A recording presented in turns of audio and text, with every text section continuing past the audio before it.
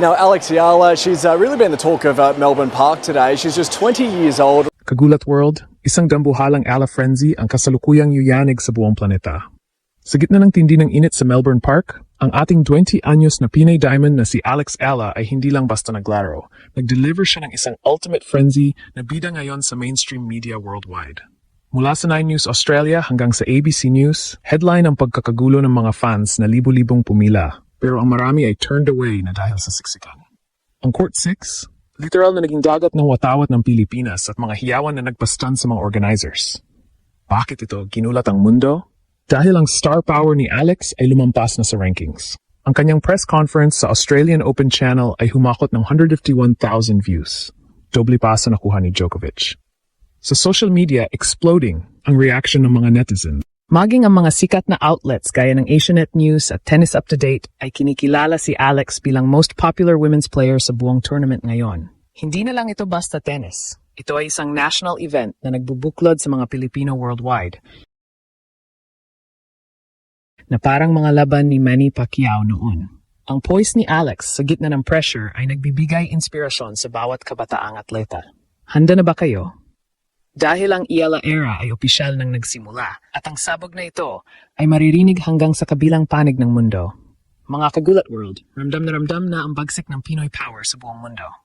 Ang dambuhalang Ayala Frenzy ay hindi na lang usap-usapan sa social media dahil opisyal na itong binida sa 9 News Australia, ABC News at iba pang mainstream media outlets worldwide. Ayon sa mga headlines, crowds are going wild para sa ating Pinay Phenom. Isipin niyo, libo-libong fans ang pumipila ng ilang oras para lang makapasok sa Court 6.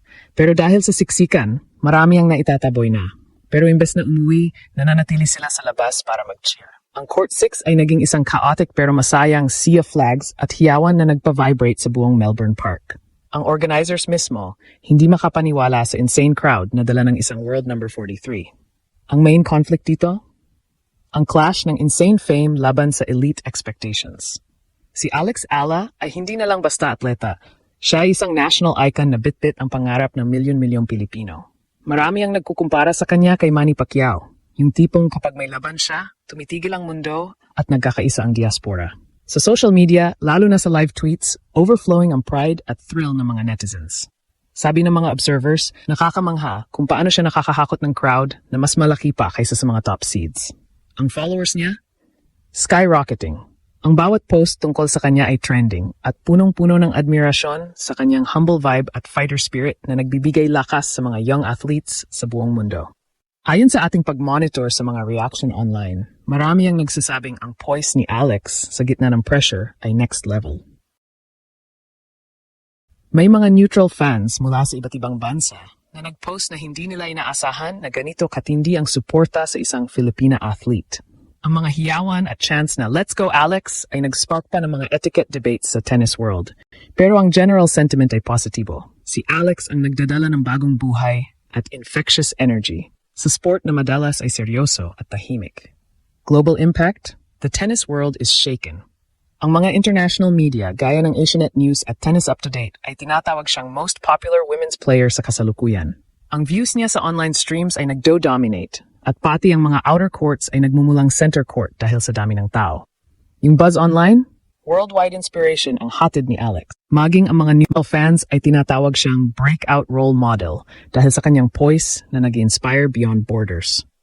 Napatunayan ni Alex na ang talentong Pinoy ay kayang higitan ang rankings at gumawa ng frenzy na mas malaki pa sa kahit sinong top-seeded player. Pinoy pride is exploding, mga kagulat. Ang suporta mula sa Pinas hanggang sa ating mga kababayan sa Australia ay parang nasa Araneta Coliseum. Yung mga chants ay umaalingaw-ngaw sa buong venue. Sa bawat post ni Alex, makikita mo ang unity ng nasyon. Mismo si Alex, sa isang heartwarming statement, ay nagpasalamat at sinabing ang suporta ng mga fans ang nagbibigay sa kanya ng lakas kahit sa pinakamahirap na sandali sa court. Embodying the shift from a rising talent to a global sensation, si Alex ay muling nirarally ang bansa para sa ating Grand Slam dreams. At dito sa ginulatang mundo, naririnig niyo muna. The Ayala era has arrived at ang frenzy na ito ay simula pa lang. Mga Kagulat World, ito na ang sandali kung saan hihimayin natin ang tindi ng global media frenzy na idinulot ni Alex Ayala sa Australian Open 2026. Hindi lang ito usap-usapan sa kanto dahil pati ang 9 News Australia, ABC News at Fox Sports ay napilitang huminto para tignan kung bakit nagkakagulo ang Melbourne Park. Ang headline na marami, si Alex Eala, ang most popular player Australians have never heard of hanggang sa yumanig ang Court 6. Pero ano nga ba ang nakita ng mainstream media at netizens na nagpa-shock sa buong mundo? Base sa ating monitoring sa live tweets at social media surge, ito ang mga dahilan kung bakit ang Eala era ay isang unstoppable force. Una, ang insane viewership shock. Pinigyang diin ng Fox Sports at international analysts ang isang staggering metric. Ang pre-tournament presser ni Alex ay humakot ng mahigit 1,000 views sa official YouTube ng Australian Open.